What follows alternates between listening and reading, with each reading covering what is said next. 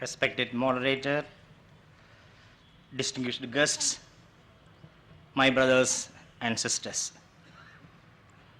It gives me much pleasure to be here in your midst in this August assembly to discuss the vital aspects of the empowerment of our nation. I congratulate the organizers for giving me an opportunity to, on this occasion, to present a paper on new history for New India. I do believe that only the empowered people can organize such a grand meeting or a conference for empowering others. And I also believe that the prime mover of this empowerment endeavor is nothing but the spirit of Islam. And I bow my head before that spirit of Islam, which has become a unique art of living. As you know, we are living in a country where art of living has become a commercial product. If you can pay 500 rupees to Sri Sri or something like that, he or she will provide art of living. That is why I particularly mention that Islam is a unique art of living. Now here the paper I have to present is New History for New India. Now as you know, the history of India is just like a vast ocean. So within 15 or 20 minutes, how can I reconstruct this vast ocean? But I shall make an attempt to give some of the important aspects. Before entering into the details, I would like to point out the fact that I had been teaching history to BA, MA and MPhil students for the last 26 years as professor of history in a college affiliated to the University of Kerala. The unfortunate thing is that I had been teaching, what I had been teaching was nothing but non-history based on non-facts, according to syllabus provided to us by the university. So that means I had a better experience in the classroom. And while in the classroom, I used to think of a new history for that. But who will give the opportunity to share my views? That was my problem. And it was at this juncture that I got a wonderful opportunity to present a paper, and my beloved brother Abdul Rahman invited me to this conference. And one of my long cherished dream has been realized. Thank you very much for inviting me for that meeting. You know, as you know, historians are supposed to be a seeker of truth.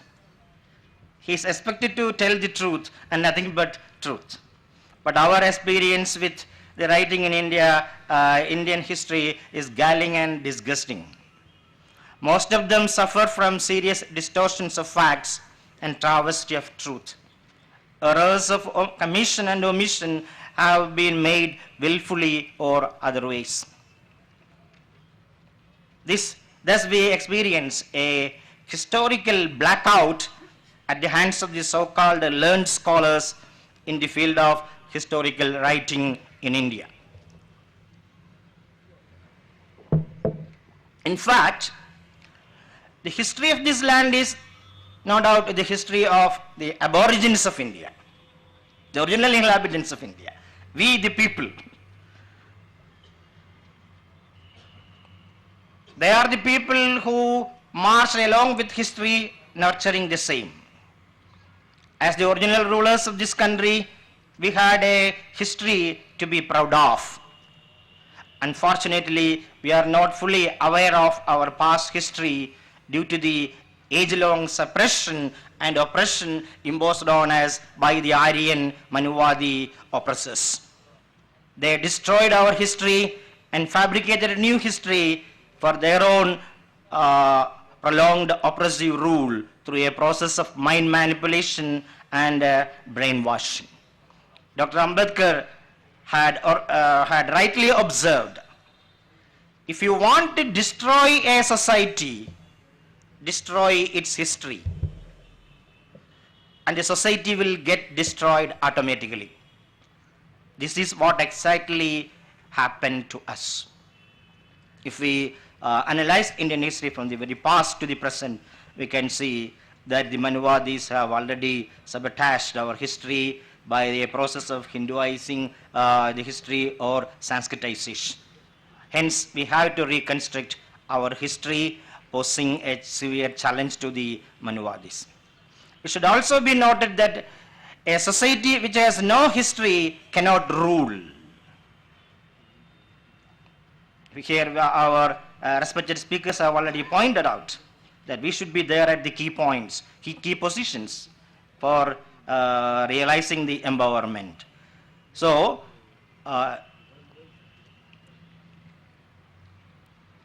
history gives us inspiration, and inspiration leads to awakening. Awakening paves the way for thinking. Thinking gives strength, and strength produces power. And ultimately, it is power that makes us the rulers of our country. Hence, the need for new history, for new India, for empowering ourselves.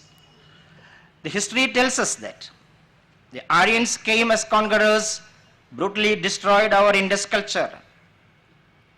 But the Manuvadis are arguing that the Indus culture was destroyed not by the Aryans, but by natural calamities.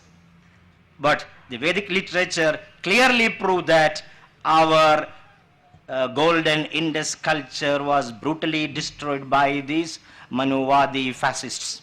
That we can prove. I am not going to the details of that.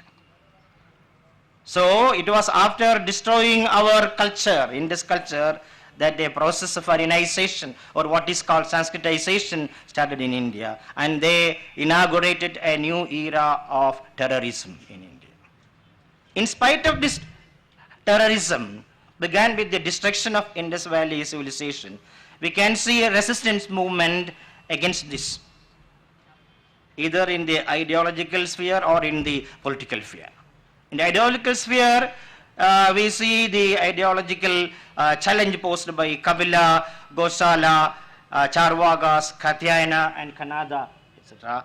And in the political field, we can see the challenge posed by the 16 Janapadas, especially the Republican states of the 16 Janapadas.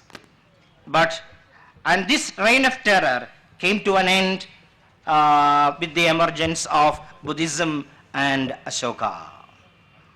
That was the first important resistance to the Aryanization, began with the destruction of the Indus civilization. So, and this Buddhist culture maintained by the great ruler Ashoka.